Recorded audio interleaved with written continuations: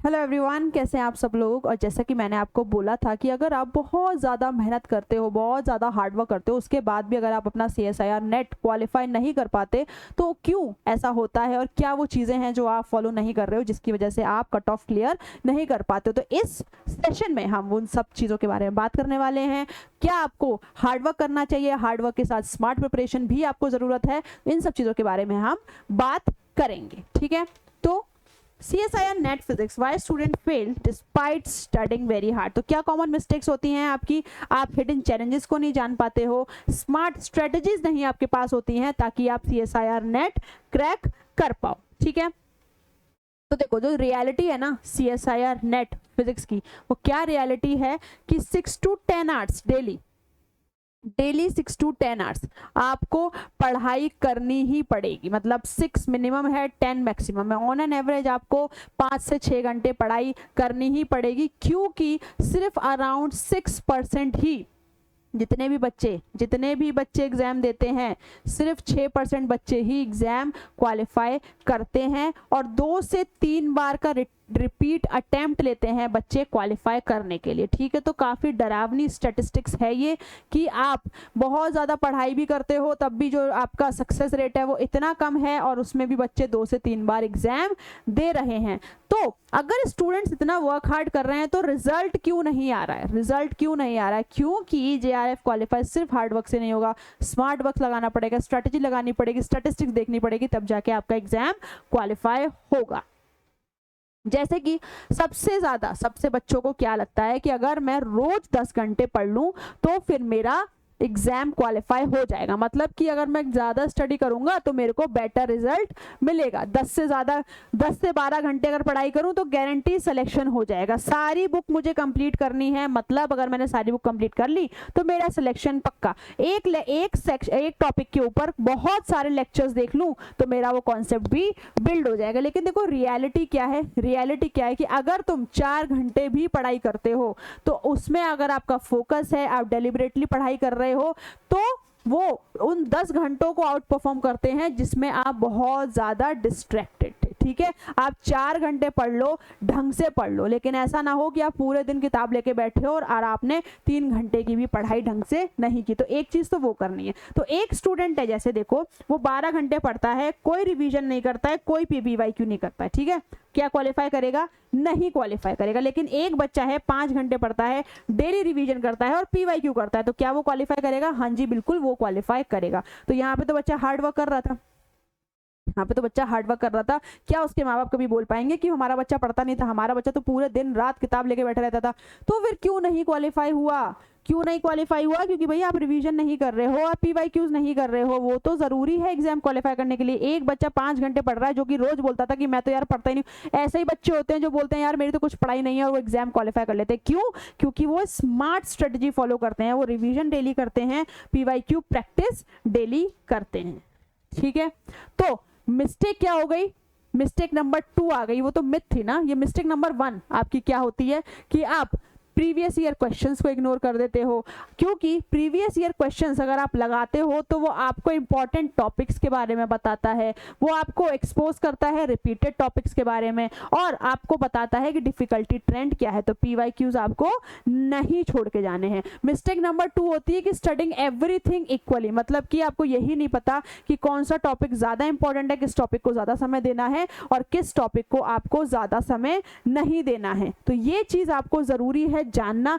क्योंकि देखो जो आपका मैथमेटिकल फिजिक्स है वो 20% आती है, क्वांटम मैकेनिक्स 20% आती है, इलेक्ट्रोडायनेमिक्स 18% आती है, क्लासिकल मैकेनिक्स, लेकिन इलेक्ट्रॉनिक्स सिर्फ 8% आती है। अब तुम इलेक्ट्रॉनिक्स और मैथमेटिकल फिजिक्स को अगर सेम टाइम दोगे तो क्या ये सही चीज़ है? नहीं सही चीज़ है, क्योंकि जो चीज़ ज़्यादा आ रही है, जो आपका एग्जाम निकालने की प्रोबेबिलिटी जिसमें ज़्यादा है, आप उसको ज़्यादा पढ़ेंगे तभी आपका काम बनेगा। और तीसरी मिस्टेक जो हर बच्चा करता है, लैक ऑफ रिवीजन नहीं कर रहा है। पहली मिस्टेक PYQs, दूसरी मिस्टेक रिवीजन ना करना। ठीक है, तो आपको इस तरीके से अपना रिवीजन स्ट्रेटेजी बनानी चाहिए कि पहले डे पे आप कंसेप्ट को थॉरली पढ़ रहे हो, फिर तीसरे डे पे आप रिवीजन कर रहे हो, 7 डे पे आप सेकंड रिवीजन कर रहे हो, और थर्ड डे पे आप फाइनल रिवीजन कर रहे हो। रिवीजन बहुत ज़्यादा इंपॉर्टेंट है। ठीक है, मिस्टेक नंबर 4 कि मैथमेटिक्स से डर लगता है, न्यूमेरिकल सॉल्व नहीं करने, लेकिन अगर न्यूमेरिकल्स ही तो आते ना CSIR नेट में, फिजिक्स से तुम्हारा सब्जेक्ट हिंदी इंग्लिश तो है नहीं जो तुम्हें न्यूमेरिकल सॉल्व नहीं करने पड़ेंगे। तो अगर तुमने physics as a subject choose किया है तो भाई उसके साथ न्यूमेरिकल्स तो आते ही हैं, तो वो तुम्हें करने पड़ेंगे, उतनी मैथ तुम्हें करनी पड़ेगी। तो अगर तुम्हें एग्जाम क्वालिफाई करना है, कोई तुमसे बोल के आया कि तुम्हें JRF क्वालिफाई करना है, किसी ने नहीं बोला यू चोज योरसेल्फ कि तुम्हें JRF क्वालिफाई करना है, तो उसके लिए इतना पेन तो लेना पड़ेगा, न्यूमेरिकल सॉल्व करना पड़ेगा, ठीक है। क्योंकि अगर आप न्यूमेरिकल सॉल्व नहीं करोगे तो आप क्वांटम मैकेनिक्स नहीं कर सकते, आप EMT नहीं कर सकते, आप क्लासिकल मैकेनिक्स नहीं कर सकते, आप स्टैटिस्टिकल मैकेनिक्स नहीं कर सकते, और अगर आप मैथ नहीं करोगे, ठीक है, तो आपको वेक्टर कैलकुलस शायद नहीं आती होगी, आपको डिफरेंशियल इक्वेशन नहीं आती होगी, आपको कॉम्प्लेक्स एनालिसिस नहीं आती होगी। तो कोई बात नहीं, जितने भी आप अपकमिंग एग्जाम के लिए तैयारी कर रहे हो, 30 से 45 मिनट डेली मैथमेटिकल फिजिक्स की प्रॉब्लम्स करो और देखो कि तुम बहुत ज़्यादा, तुम्हारा जो लेवल है वो बूस्ट हो जाएगा। पांचवी मिस्टेक क्या होती है कि न्यूमेरिकल प्रॉब्लम को क्वेश्चन को प्रैक्टिस ना करना। अभी जो प्रॉब्लम थी वो थी कि न्यूमेरिकल प्रॉब्लम को छोड़ ही देते हो, अब तुम छोड़ नहीं रहे हो लेकिन प्रैक्टिस भी नहीं कर रहे हो, तो प्रैक्टिस करना भाई बहुत ज़रूरी है, ठीक है। ताकि अब देखो प्रैक्टिस करने में सबसे पहले क्या होता है कि आपको फॉर्मूला पता होना चाहिए, ठीक है। फॉर्मूला पता होने के बाद आया कि आप उस फॉर्मूले को प्रेशर में अप्लाई कर सको और सही आंसर ला सको, इसको कहते हैं प्रैक्टिस करनी कैसे, मतलब कि सेम एग्जाम वाला एनवायरनमेंट बना के आप उस क्वेश्चन को प्रैक्टिस नहीं कर रहे हो, ये आपकी पांचवी बहुत बड़ी गलती हो जाती है, ठीक है।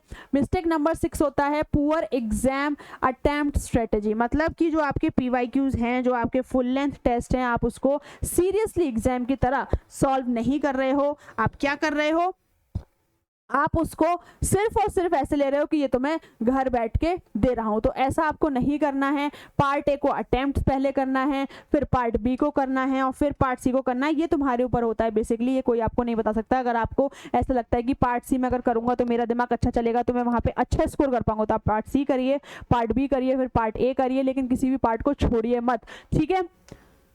उसके बाद आपका क्या आता है कि जब आप प्रिपरेशन कर रहे हो तो आप स्किप कर रहे हो मॉक टेस्ट को, आप स्किप कर रहे हो एरर एनालिसिस को, तो ये भी आपको बिल्कुल नहीं करना है। आपको एरर एनालिसिस करनी है और बिल्कुल भी मॉक टेस्ट आपको स्किप नहीं करने हैं। और मिस्टेक नंबर 8 और 9 क्या होती है कि रिसोर्सेज ओवरलोड है आपके पास और आपकी जो प्रिपरेशन है वो बिल्कुल भी कंसिस्टेंट नहीं है। तो क्या करना है आपको कि देखो बच्चों की अप्रोच क्या होती है कि मैनी सोर्सेस नहीं, राइट अप्रोच आपके पास होना चाहिए, ठीक है। Depth is better than breadth, ठीक है।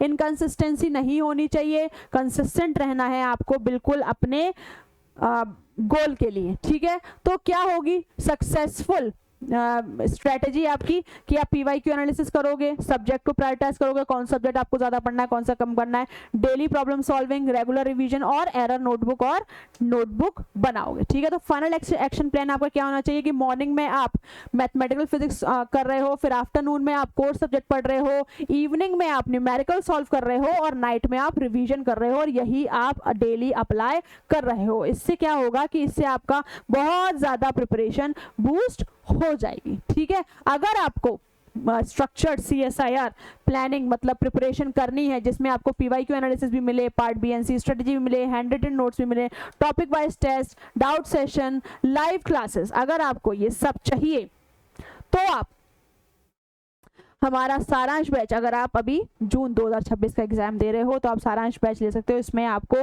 फुली रिकॉर्डेड कोर्स मिलेगा, आपके जून के एग्जाम तक वैलिड रहेगा, PDF नोट्स मिलेंगे, डाउट सेशन मिलेंगे, मेंटोरशिप मिलेगा, कॉम्प्लीमेंट्री असाइनमेंट्स मिलेंगे, FA फुल लेंथ टेस्ट मिलेंगे विद रैंकिंग, और ये एग्जाम का एक्सेस आपके पास एग्जाम तक, मतलब ये बैच का एक्सेस आपके पास एग्जाम तक वैलिड रहेगा। ये बैच वैसे हमारा 4999 का है, लेकिन क्योंकि अभी जश्न कामयाबी चल रहा है तो ये बैच आपको मिल रहा है 1999 में। तो आप इस नंबर पे 9136597244 पे कॉल कर सकते हैं, मे बी ये आपको 10% डिस्काउंट भी दे दें तो ये आपको बैच और भी कम में मिल सकता है। तो इस नंबर पे कॉल करके आप ये जानकारी ले सकते हो। इसके अलावा हमारा स्वाध्याय बैच जो कि है 1 year fully recorded batch IIT jam 2027 aspirants के लिए, CUT PG 2027 एस्पिरेंट्स के लिए, अगर आप दिसंबर 2026 और गेट 2027 देना चाहते हो तो ये आपके लिए 1 ईयर फुली रिकॉर्डेड कोर्स है। ये आपको मिल रहा है 8999 में, क्योंकि अभी जश्न कामयाबी चल रही है तो अभी आपको ये सिर्फ 4500 में मिल रहा है, ये फिर से महंगा हो जाएगा 8999 में। तो आप अगर अपना एग्जाम तक मतलब दिसंबर तक वैलिडिटी चाहते हो बैच की तो आप स्वाध्याय बैच लो। और कैसे लोगे, इस नंबर पे आप कॉल कर सकते हो 5936597244 पे। और अगर आपको 2 ईयर फुली रिकॉर्डेड बैच लेना है तो वो भी हमारे पास है। मतलब अगर आप या आपके सिबलिंग्स या आपके पीयर CSIR नेट जून 2027 की तैयारी करना चाहते हैं, गेट 2027 की तैयारी करना चाहते हैं, IIT जैम 2028 की तैयारी करना चाहते हैं, या फिर CUT PG 2028 की तैयारी करना चाहते हैं, तो 2 ईयर फुली रिकॉर्डेड कोर्स 12,999 का कोर्स आपको मिल रहा है सिर्फ 6,500 में। क्यों मिल रहा है? क्योंकि कुछ बच्चे बहुत अच्छी रैंक लाए हमारे प्लेटफॉर्म से, तो आप भी ये रैंक लेके आ सकते हो। इनकी वजह से, अभी जश्न कामया की वजह से ये जो प्राइस है वो ड्रॉप हुआ है नियरली 50%। 6500 में आपको एकलव्य बैच मिल जाएगा। फीचर्स मैं आपको बता चुकी हूँ, कंप्लीट रिकॉर्डेड लेक्चर्स हैं, क्लास स्लाइड्स हैं, मेंटोरशिप है, डाउट सेशन है, कॉम्प्लीमेंट्री असाइनमेंट्स है, ऑल इंडिया टेस्ट सीरीज है विद रैंकिंग, और एक्सेस है वैलिड टिल एग्जाम तक। मतलब अगर तुम एकलव्य बैच लेते हो तो तुम 2 साल तक तुम्हारे पास एग्जाम तक एक्सेस रहेगा। जितना जब अपना मन है तब पढ़ो, जितना ज़्यादा पढ़ना है उतना ज़्यादा पढ़ो, जितना कम पढ़ना है उतना कम पढ़ो, FLT सॉल्व करो, असाइनमेंट सॉल्व करो, सब तुम्हारे हाथ में है। तो जब इतना सब कुछ तुम्हारे हाथ में है तो JRF भी क्वालिफाई करना तुम्हारे हाथ में होना चाहिए। ठीक है, तो आई रियली विश कि आप जून 2026 या दिसंबर 2026 या कोई भी कंपटीशन एग्जाम आप जो दे रहे हो आप उसे क्वालिफाई करो एंड बैचेस लो, क्योंकि बैचेस से आपको अपना कंपटीशन पता चलता है। ठीक है, तो I really wish you all the best. Thank you so much.